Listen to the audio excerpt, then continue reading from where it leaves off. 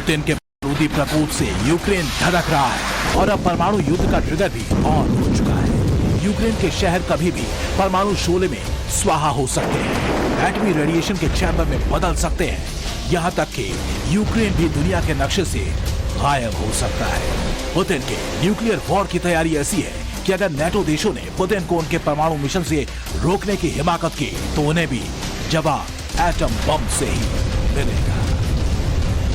300 feet दूर atom bomb जंग हुई तो नेटो भी भस्म। अब तक पुतिन की न्यूक्लियर फोर्स रूसी जमीन पर परमाणु पराक्रम दिखा रही थी, परमाणु हथियारों की नुमाइश कर ज़ेलेंस्की को खबरदार कर रही थी, लेकिन अब पुतिन के पलटन ने बाल्टिक सी में भी परमाणु युद्ध का ट्रेलर दिखा दिया है। रूसी लड़ाकू विमानों ने नेटो के जंगी जहाजों के ऊपर से उड़ान भरकर उन्हें लास्ट वार्निंग दे दी है और नेटो की फ्लीट देखती ही रह गई।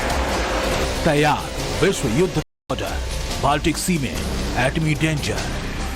बाल्टिक सी से ही विश्व युद्ध की शुरुआत में खतरा इसलिए भी बढ़ गया था क्योंकि रूसी लड़ाकू विमान किंजल जैसी मिसाइलों से लैस है और रूसी सेना ने अपनी ज्यादातर मिसाइलों को टैक्टिकल न्यूक्लियर वॉरहेड से भी लैस कर दिया है। ऐसे में वार पलटवार होता तो बाल्टिक सी में भी परमाणु युद्ध भड़क सकता था। परमाणु युद्ध के लिए पुतिन मजबूर, न्यूक्लियर मिसाइल महज 80 गज दूर। 17 नवंबर को बाल्टिक सी से विश्व युद्ध का ग्रहण उस वक्त चला जब रूस के 2 लड़ाकू विमानों ने यहां नेटो फ्लीट के 2 वॉरशिप HNLMS ट्रम्प और FS चेवलियर पॉल से 300 फीट ऊपर 80 गज की दूरी पर उड़ान भरी। हालांकि नेटो की फ्लीट ने पलटवार नहीं किया और इसे रूसी एयरफोर्स का असुरक्षित और अनप्रोफेशनल रवैया बताया।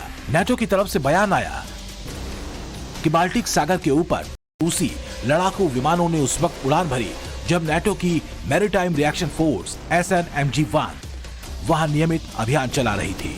रूसी पायलटों ने उस वक्त अलाइड फोर्सेस के सवालों का जवाब नहीं दिया और हमारी वेसल से 300 फीट की ऊंचाई पर 80 गज की दूरी पर उड़ान भरी।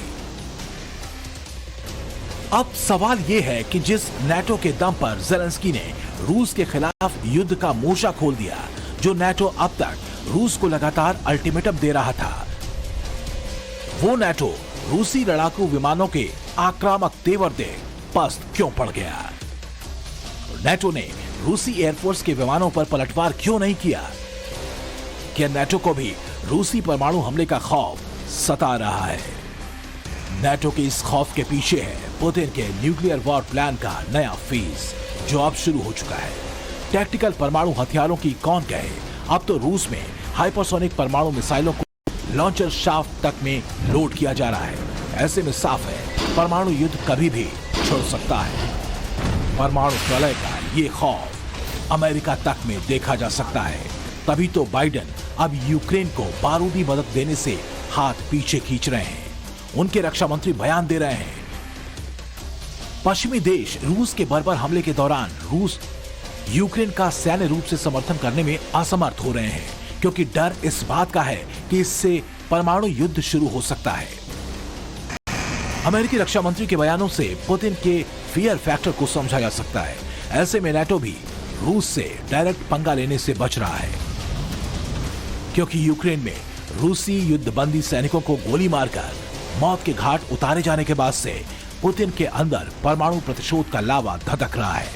कर्श ब्रिज पर हमले के बाद से पुतिन का पारा पहले से हाई था और वो यूक्रेन पर मिसाइलों की बरसात कर उसे शमशान बना देने पर तुले थे और अब रूसी युद्धबंदी सैनिकों की हत्या से पुतिन पर परमाणु बटन दबाने का दबाव और भी बढ़ गया है। ऐसे में आशंका तेज होती जा रही है कि पुतिन के पलटन अब कभी भी यूक्रेन पर परमाणु हथियारों से हमला बोल सकती है, नेटो देशों से भी न्यूक्लियर वॉर छेड़ सकती है। परमाणु युद्ध से दुनिया का ऐसा कोई देश नहीं जो खौफ नहीं खाता है। एक ऐसा महाविनाशक हथियार जिसकी काट दुनिया का कोई देश आज तक तैयार नहीं कर पाया। युद्ध में परमाणु हथियारों का इस्तेमाल अभी तक 2 बार ही हुआ है। करीब 77 साल पहले अमेरिका ने जापान के हिरोशिमा और नागासाकी पर परमाणु बम गिराकर 1.25 लाख से ज्यादा लोगों को मार डाला था। रूस के पास उन परमाणु बमों से सैकड़ों गुना ताकतवर बम है। ऐसे में महातबाही कैसी होगी सोच के ही इंसान सिहर जाता है। परमाणु हमले का जवाब सिर्फ परमाणु हथियारों से दिया जा सकता है या फिर सरेंडर करके। ऐसे में सुपर पावर अमेरिका को भी डर सता रहा है कि यूक्रेन जंग में विजयश्री को दूर देख पुतिन कहीं यूक्रेन पर कयामत बरपाने का फैसला न कर ले, एटम बम गिराकर हमेशा के लिए उसका नामो निशान न मिटा दें, क्योंकि हाल ही में पुतिन यूक्रेन समेत पश्चिमी देशों को ऐसी धमकी भी दे चुके हैं। Кто позволяет себе такие заявления в отношении России. Хочу напомнить, что наша страна также располагает различными средствами поражения, а по отдельным компонентам и более современными, чем у стран НАТО. И при угрозе территориальной целостности нашей страны для защиты России и нашего народа мы, безусловно, используем все имеющиеся в нашем распоряжении средства. Это не блеф. А те, кто пытаются шантажировать нас ядерным оружием, должны знать, что роза ветров может развернуться и... अब सबकी नजरें पुतिन पर की हैं कि यूक्रेन की जंग में अब आगे क्या होने वाला है। क्या रूस सच में परमाणु युद्ध करने की तैयारी में है? पुतिन अगर न्यूक्लियर वॉर का फैसला ले लेते हैं तब क्या होगा? Bureau report, times now, Bharat.